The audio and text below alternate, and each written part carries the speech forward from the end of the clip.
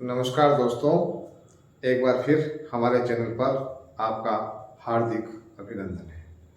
मित्रों, हम विकारी शब्दों पर बात कर रहे थे और उसी कड़ी में आज हम क्रिया शब्दों पर बात करेंगे। जब क्रिया की बात करते हैं तो सबसे पहले हमारे सामने ये आता है कि हम क्रिया कहते किसे। संस्कृत में, हिंदी में, अंग्रेजी में, फारसी में, किसी भी भाषा में हो, बिना क्रिया आप अपनी बात कह भी नहीं सकते। जैसे राम, श्याम, मोहन, मैं, तुम ऐसा बोल देते हैं तो वो श्रोता कुछ समझ नहीं पाता कि आप कहना क्या चाहते हैं। राम पानी लाओ, राम घर जाओ, राम बैठो, सोवो, लिखो, पढ़ो, तो एक तरह से कोई भी जो विषय का विधान किया जाता है उसे हम क्रिया कहते हैं।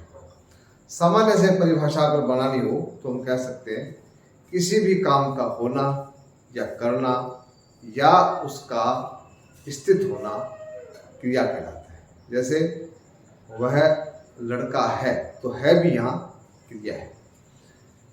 तो क्रिया में जो मूल शब्द है वो है क्री। क्री का अर्थ ही होता है करना। तो जो भी हो रहा है या किया जा रहा है, जो भी विधान किया जा रहा है, उन सबको हम क्रिया कहते हैं। एक शब्द में, एक वाक्य में कह सकते हैं किसी कार्य का होना या करना क्रिया कहलाता है। अब जब क्रिया की बात करते हैं उसी के साथ धातु शब्द का प्रयोग किया जाता है। तो दोस्तों, धातु शब्द का अर्थ ये होता है मूल शब्द। संस्कृत में कोई भी शब्द की संरचना में मूल में धातु होती है। जैसे आपने लिखना संस्कृत में पढ़ने को पढ़ धातु होती है, तो उससे फिर पढ़ती या पठामी ऐसे रूप बनते हैं। तो उसी तर्ज पर हिंदी में भी जो क्रिया का मूल रूप है उसे हम धातु कहते हैं। जैसे क्रिया है कहना, पढ़ना, तो ये पढ़ना क्रिया है। तो अगर इसके ना हटा देते हैं तो पीछे बचता है पढ़। तो इस पढ़ को हम धातु कहते हैं। जैसे लिखना, अब लिखने में ये ना हटा दो तो जो पीछे बचता है उसे कहते हैं धातु। और जब ना साथ लग जाता है तो उसे कहते हैं क्रिया का सामान्य रूप। स्पष्ट हो जाएगा। जब ना लग गया तो क्रिया का सामान्य रूप है, और नहीं, क्रिया का वो धातु रूप है, और जो ना लग गया तो क्रिया का सामान्य रूप। अब ये दो बातें स्पष्ट होगी कि धातु किसे कहते हैं और क्रिया का सामान्य रूप किसे कहते हैं। जो कंपटीशन की परीक्षाएं हैं उसमें यह सवाल आवश्यक आता है इससे आगे कि यह क्रिया सकर्मक है, यह क्रिया अकर्मक है। पर पेपर सेटर ने तय कर लिया है कि यह सवाल तो पूछना ही पूछना है। अब है ये बहुत सरल, परंतु इसको समझाते समय इतना उलझा दिया जाता है कि विद्यार्थी कंफ्यूज हो जाता है। सब कुछ पढ़ के जाता है परंतु परीक्षा में ये गलत कराता है। तो ऐसा मैंने अनुभव से देखा है। मेरे कुछ शिष्य थे, उनको मैंने बहुत समझाया, फिर भी वही गलती करके आ गए। तो इसलिए क्या इसमें ट्रिक का ध्यान न रखें। कई वीडियो देखे मैंने, उसमें बताते हैं, ट्रिक बताते हैं। तो ट्रिक से आप कोई भी सवाल हल नहीं कर सकते, क्योंकि व्याकरण समझने का विषय है। तो ट्रिक एक बार याद कर भी लोगे तो भूल जाओगे। तो पहले इसका कंसेप्ट समझ लो कि अकर्मक और सकर्मक है क्या। तो पहले तो हम शब्दों से समझते हैं कि अकर्मक, ये देखिए इधर, अकर्मक जिसमें कर्म की आवश्यकता नहीं होती, और सकर्मक जिसमें कर्म की आवश्यकता होती है। तो यह कर्म का मतलब वर्क नहीं है। कर्म एक कारक है जिसका चिन्ह है को। कई जगह को लगता भी है और कई जगह को छिपा हुआ रहता है। तो अब कैसे पता चले कि यहां तो कर्म है और यहां कर्म नहीं है। तो इसके लिए सिंपल सी ये थ्योरी है कि जब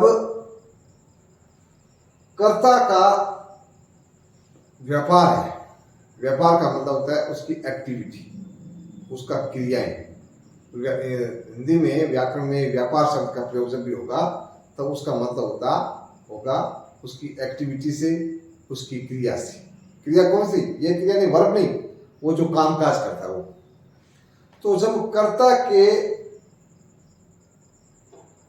के क्रिया का जो व्यापार है वो व्यापार का परिणाम केवल कर्ता पर पड़ता है तो वह अकर्मक, और उस कर्ता के व्यापार का फल कर्ता से निकलकर कर्म पर भी पड़ता है तो उसे कहते हैं सकर्मक।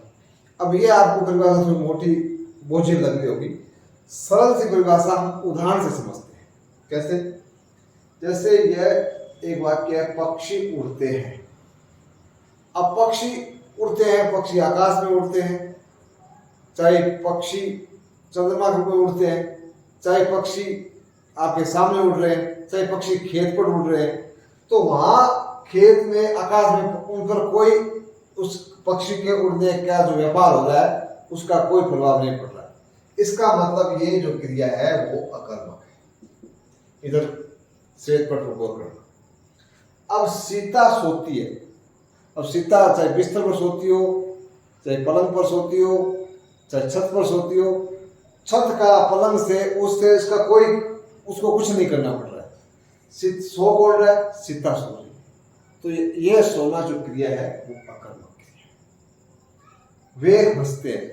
अब जैसे खिलखिला कर हंसते हो, जोर जोर से हंसते हो, मंद मंद मुस्कुराते हो, हंसते हो, तो भी केवल हंस कौन रहा है? कर्ता कर रहा है। अब मंद मंद, तेज तेज, जोर से, वहां उसको कोई कर्म नहीं है। यहाँ जो हंस कौन रहा है? वे हंस रहे हैं। तो ये क्रिया कौन से कहलाएगी? ये अकर्मक। अब ये इधर आप दूसरी तरफ देखो, वह केला खाती है। अब जो केला है और वह खाना शुरू किसने किया? वह ने किया। और वह ने खाना का काम किया तो वो अपना कर्म है, उसने इसकी जो वह का जो व्यापार है वो केले पर भी पड़ रहा है। क्यों? केला भी कटेगा, केले में विकार आएगा, केले में परिवर्तन आ रहा है। तो यहाँ जब परिवर्तन आता है, आप इसको नोट कर लो, तो यहाँ कुछ ना कुछ घटता बढ़ता है ना, इसका मतलब वो क्रिया सकर्मक होगी। मैं दूध पीता हूँ, दूध यहाँ खत्म होता है, इसका मतलब क्रिया सकर्मक है। वह थोड़ा सा फूल तोड़ रही है, अब फूल जहाँ लगा हुआ है वहां से हट जाता है, तो इसमें कुछ बढ़ोतरी होती है। तो ये सब क्रियाएं सकर्मक है, क्योंकि इन सब का प्रभाव इस पर पड़ रहा है, इन सब का प्रभाव इस पर पड़ रहा है, इन सब का इस पर प्रभाव पड़ रहा है। तो एक तो बात ये नोट कर लो कि जब अकर्मक क्या होगा कि कर्ता, अकर्मक में क्रिया का प्रभाव केवल किस पर पड़ेगा? अकर्मक में कर्ता, और सकर्मक में कर्ता से तो होता ही होता है, उससे निकलकर कर्म पर भी बढ़ता है। एक बात तो ये है, ये फर्क है अकर्मक में और सकर्मक में। इसी से जुड़ी बात दूसरी क्या है कि अकर्मक क्रियाओं को कर्म की आवश्यकता ही नहीं होती। जैसे वह सो रही है, ये अपने आप में पूरा वाक्य है, परंतु वहां ऐसा वाक्य वह खा रही है। अब खा क्या रही है, ये कंफ्यूजन है, तो आपको पूरा लगाने के लिए केला, दूध, जो बिस्किट, कुछ लिखना पड़ेगा।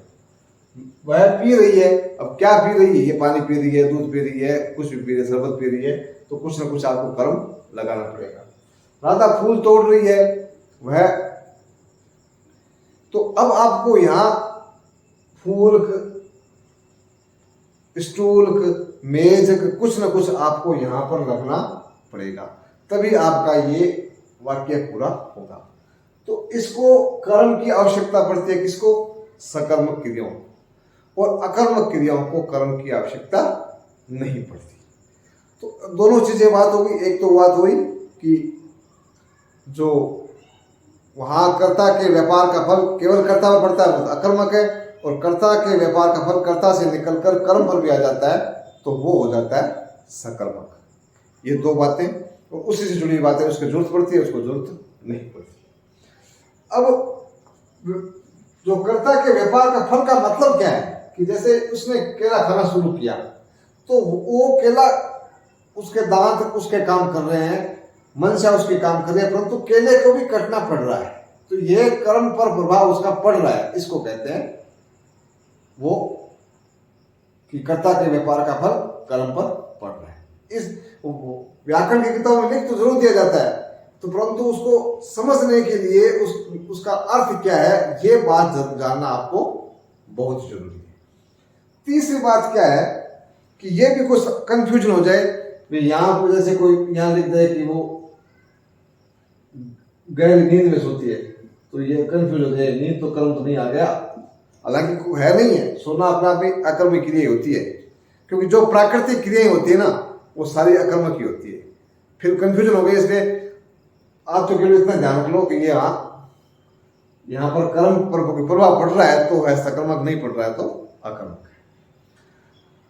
अब यहाँ कोई लिख दे आकाश में, तो आप फिर कंफ्यूजन हो सकता है कि यार बीच में तो ये कर्म जैसा कुछ आ गया, तो अब तो फिर ये सकर्मक है या अकर्मक है, कंफ्यूजन हो जाओगे।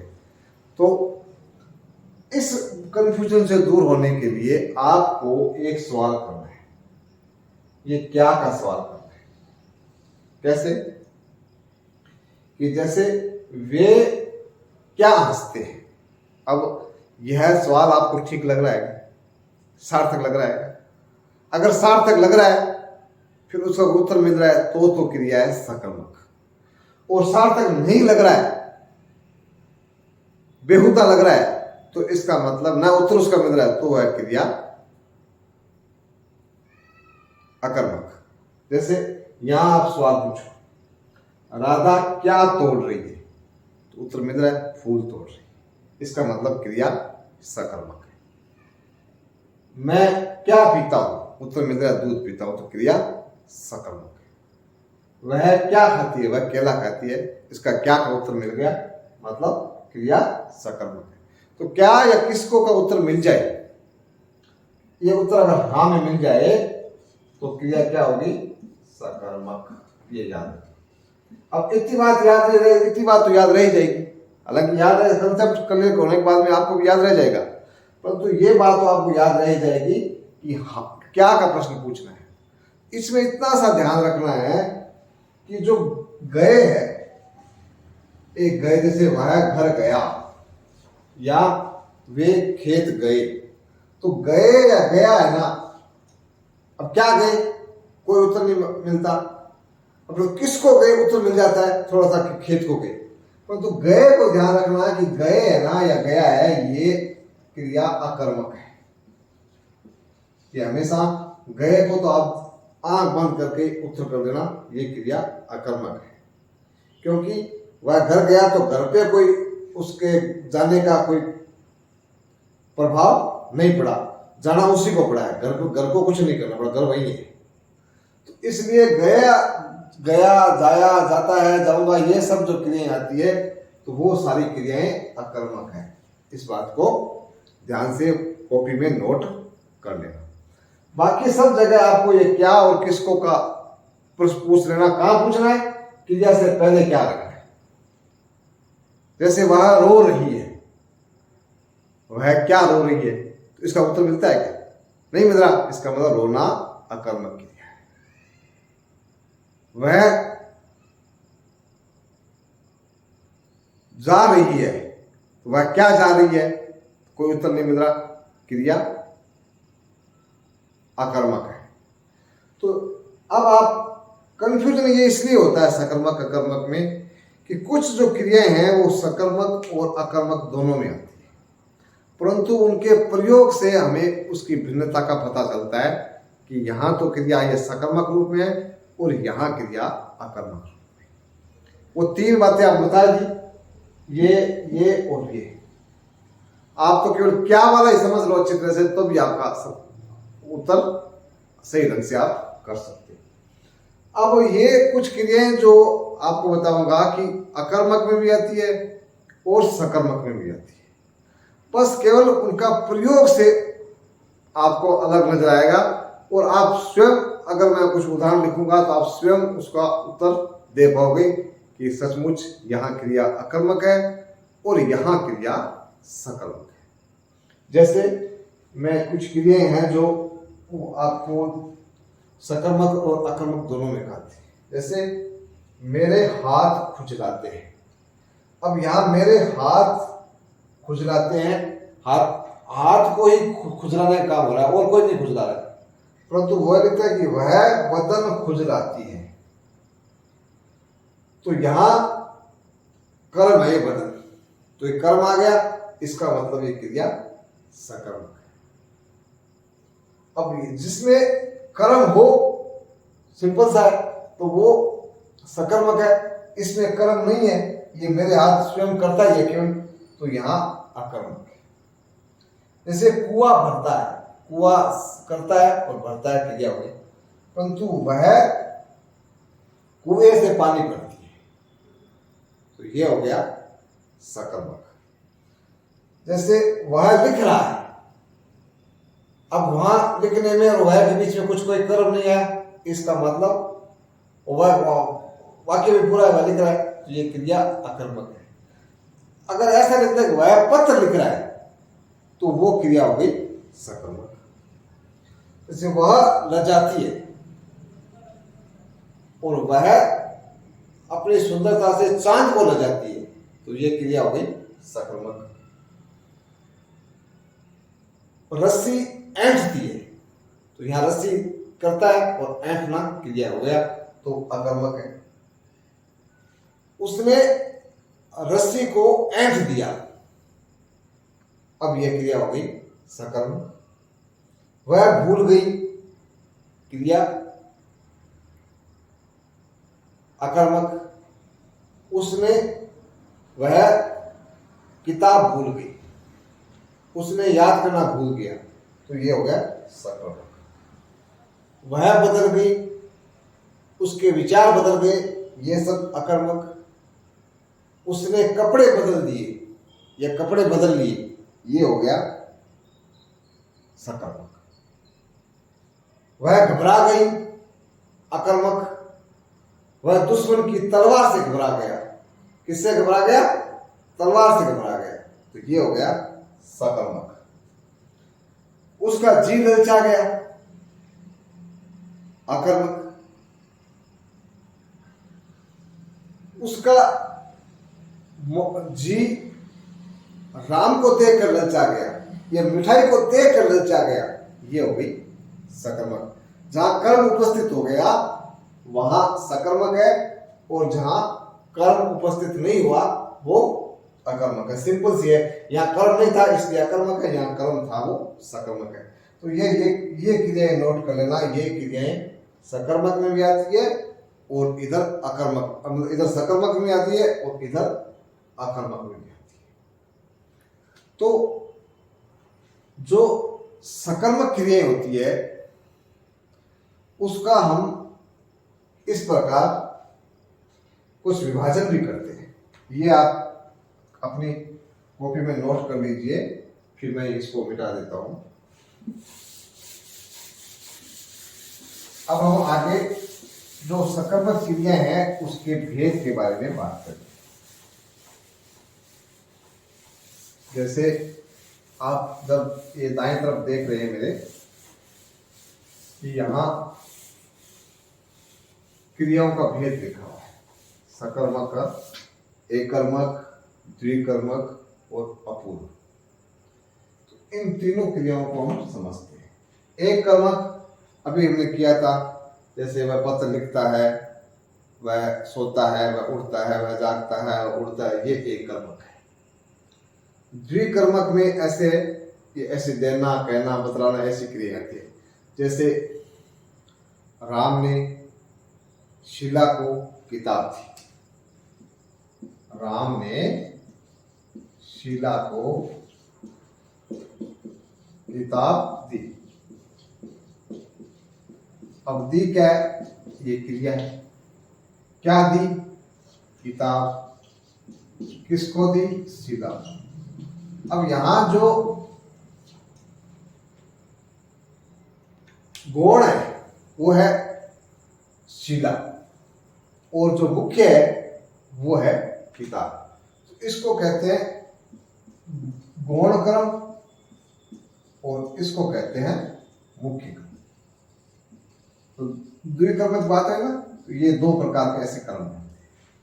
अब ऐसे आ सकता है, दशरथ ने राम को युवराज बनाया, ठीक है। अब क्या जो युवराज है वह मुख्य कर्म, और जो राम है वह है गौण कर्म। अब राम ने पुत्री को कहानी सुनाई। अब क्या सुनाई? कहानी सुनाई। तो ये हो गया मुख्य कर्म और ये हो गया गौण कर्म। जो क्या का उत्तर देता है वो है मुख्य कर्म, और किसको का उत्तर देता है वो है, किसको उत्तर देता है वो गौण कर्म, और जो क्या का उत्तर देता है वो मुख्य कर्म है। तो इस प्रकार ये उसने शीला को एक बात बताई, तो बात हो गई मुख्य कर्म, शीला को गौण कर्म। इस प्रकार ये जो सकर्मक धातु जो क्रियाएं होती है वो दो प्रकार की होती है। एक कर्मक, जिसमें एक कर्म आ गया, इसमें द्विकर्मक, और एक सकर्मक होते अपूर्ण होती है। अपूर्ण में जैसे आप ये लिखो, जैसे मैंने अब समझा, अब समझा सकर्म क्रिया है। तो क्या समझा? मैंने उसे नासमझ समझा। अब ये आपको संज्ञा या विशेषण या सर्वनाम कुछ न कुछ बीच में रखना पड़ता है। ऐसी जो क्रियाएं होती है, जैसे मैंने उसे चुना, क्या चुना? मैंने उसे पटवारी, मैंने उसे सरपंच चुना, या हमने उसको सरपंच चुना। तो सरपंच एक संज्ञा है। हम उसे मानना, हम मानते, ये अपना में पूर्ण वाक्य नहीं है, हम उसे बेटा मानते हैं, हम उसे नेता मानते हैं, तो ये हो गया पूरा। तो इस प्रकार पाना, ये इतना ना, ये पाना, समझना, मानना, चुनना, ये ऐसी क्रियाएं हैं सकर्मक जिनमें आपको कोई न कोई संज्ञा या सर्वनाम बीच में रखना होता है, अन्यथा ये अपूर्ण होती है। इसलिए इनको जो सकर्मक क्रियाएं हैं उसमें अपूर्ण सकर्मक क्रियाएं कहा जाता है। इनको द्विकर्मक कहा गया। एक कर्मक तो होती है, वह सकर्मक है ना, तो वह पत्र लिखती है, वह जो वह पढ़ती है, वह स्वेटर बनाती है, वो सारी जो एक क्रिया आ जाती है, और जो जिसमें कर्म होता है वो सारी एक कर्म। अब आप ये देखेंगे कि जो अकर्मक है और सकर्मक है, तो कई तो क्रिया हमेशा अकर्मक रहती है, परंतु कई क्रियाएं ऐसी है जो अकर्मक और सकर्मक दोनों होती है, जिसका हमने भी जिक्र किया था, जिसमें खुजलाना, ये ऐंठना, इस प्रकार के उदाहरण थे। अब कई ऐसे होते हैं कि अकर्मक से सकर्मक बना दी जाती है, थोड़ा सा ध्वन्यात्मक परिवर्तन करके, कहीं स्वर में परिवर्तन होता है और कई बार व्यंजन परिवर्तन होता है, और फिर उससे वो अकर्मक से सकर्मक क्रियाएं बन जाती है। तो अब कैसे बनती है वो आप यहाँ एक बार श्वेत पट पर आप ध्यान देना। जैसे उड़ना क्रिया है, पक्षी उड़ गए, यह अकर्मक है। अब मैंने पक्षियों को उड़ा दिया, या पक्षियों को उड़ा दिया, या पक्षियों ने उड़ान भरी। तो अब ये उड़ाना है, वो पतंग उड़ गई, अकर्मक है। मैंने पतंग उड़ाई, ये क्या हुआ? सकर्मक। उठना, उठाना, बजना, बजाना, खुलना, खोलना, जुड़ना, जैसे किवाड़ जुड़ गई और मैंने किवाड़ जोड़ दी। अब जोड़ना सकर्मक, छेड़ना, मधुमक्खी का छत्ता छिड़ गया और मैंने मधुमक्खियों को छेड़ दिया। तो छेड़ दिया क्या होगा? छेड़ना सकर्मक। खेती सूख गई, उसने कपड़े सुखो दिए। सुखो दिए क्या हुआ? सकर्मक। बैल जुते हुए हैं, बैल जुत गए और मैंने खेत जोत लिया। तड़फना, तो वह तड़फ रही है और भारतीय सेना ने पाक सेना को तड़फाया। तो ये तड़फाया सकर्मक। कुछ और उदाहरण इधर देखना। जैसे उखड़, पेड़ उखड़ गए, मैंने पेड़ उखाड़ दिए। मैंने पेड़ उखाड़ दिए सकर्मक। उबलना, उबालना। डूबना, डुबोना। बुझना, बुझाना। पीटना, पीटना। ये बड़ा हो गया। देखो भाषा के समझ पाते हो, जो मात्रा का परिवर्तन आते हैं कर्म अकर्मक से सकर्मक हो। बोलना, बुलाना। भागना, भगाना। सिकुड़ना, सिकोड़ना। मरना, मारना। मरना अकर्मक, मारना सकर्मक। भीगना, भिगोना। रहना अकर्मक, रखना सकर्मक। जैसे पैर टूट गई, यह अकर्मक है। मैंने उसके पैर तोड़ दिए, सकर्मक। बिकना, बेचना। लेटना, बिताना। पीसना और पीसना। और लूटना और लूटना। जैसे उसकी इज्जत लूट गई और मैंने उसका सारा सामान लूट लिया, तो ये लूट लिया सकर्मक। गढ़ना और गाड़ना, वह शर्म से गड़ गई और मैंने सोना गाड़ दिया। इस प्रकार जो प्रेरणार्थक है वो क्रियाएं भी सकर्मक होती है, परंतु उसमें किसी न किसी से प्रेरणा दी जाती है। जैसे डॉक्टर ने नर्स से दवा पिलाई, डॉक्टर ने नर्स के माध्यम से दवा पिलाई, तो वहां तो वो जो है वो प्रेरणार्थक क्रिया है। परंतु यहाँ पर कर्ता के माध्यम से बिना प्रेरणा के भी क्रियाएं ऐसे इस प्रकार, ये लगभग कुछ उदाहरण मैंने लिखे हैं और भी आप देख सकते हो जिसमें इस प्रकार के उदाहरण हो सकते हैं। तो वहां क्रियाएं सकर्मक है। तो सिंपल सा है, सकर्मक क्रियाओं में कर्म रहेगा और अकर्मक में कर्म नहीं रहेगा। ये बात कितनी भी घुमा लो फिरा लो कुछ भी कर लो, ये कर्म की बात को ध्यान में रखना। अगर इस बात को अच्छी तरह समझ लोगे तो कोई ट्रिक की जरूरत है, कोई और की जरूरत है। कर्म जिसमें है वो सकर्मक है और जिसमें कर्म नहीं है वह अकर्मक है। कर्म मैंने बता दिया, जहाँ ये कारक है, जहाँ कर्ता का व्यापार है, उसका फल उस पर पड़ता है, उसके साथ भी कुछ घटना घटित होती है, इसका मतलब वो सकर्मक है। अब कुछ एक उदाहरण और देखते हैं जिसमें अकर्मक होते हैं, उनको पूरक की आवश्यकता पड़ती है। जैसे ये पहले थोड़ा सा साफ कर देते हैं। पूरक कहते हैं उसको कंप्लीट करते हैं, सप्लीमेंट।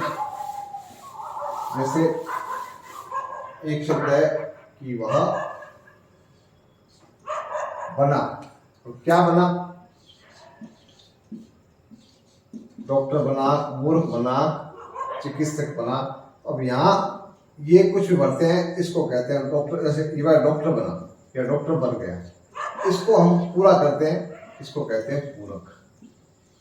तो कई बार पूछ लिया जाता है, जैसे ये वाक्य उदाहरण आ गया परीक्षा में कि वह डॉक्टर बना, तो यहाँ डॉक्टर क्या है व्याकरण के हिसाब से कि पूरक है। वह निकला, अब क्या निकला?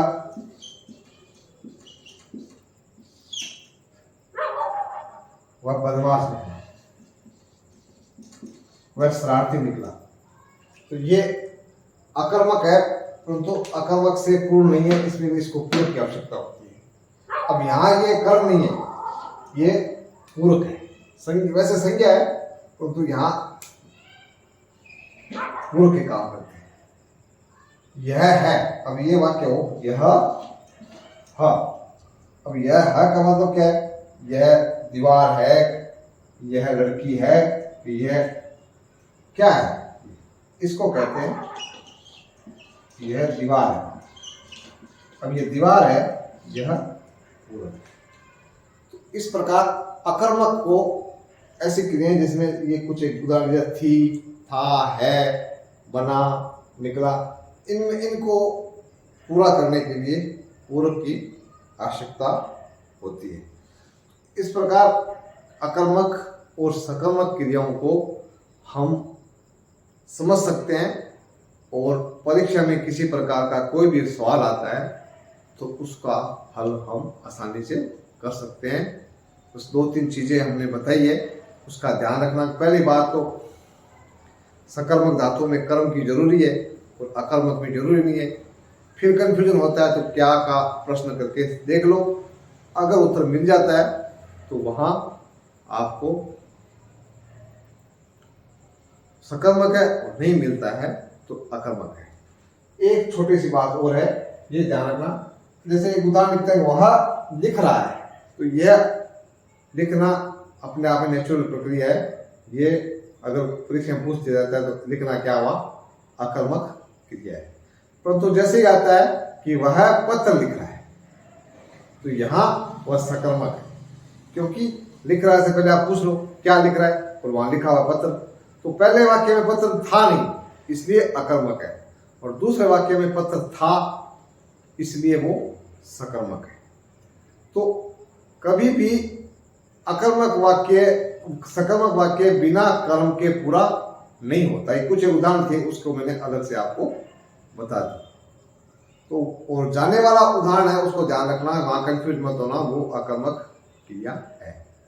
तो हम संक्षेप में इसको इस तरह कह सकते हैं कि जब कर्म हो जहां पर क्या का उत्तर मिले और कर्ता के व्यापार का फल कर्म पर पड़ता हो तो वहां क्रिया सकर्मक होती है, और ये तीनों चीजें नहीं पाई जाती है वहां क्रिया अकर्मक होती है।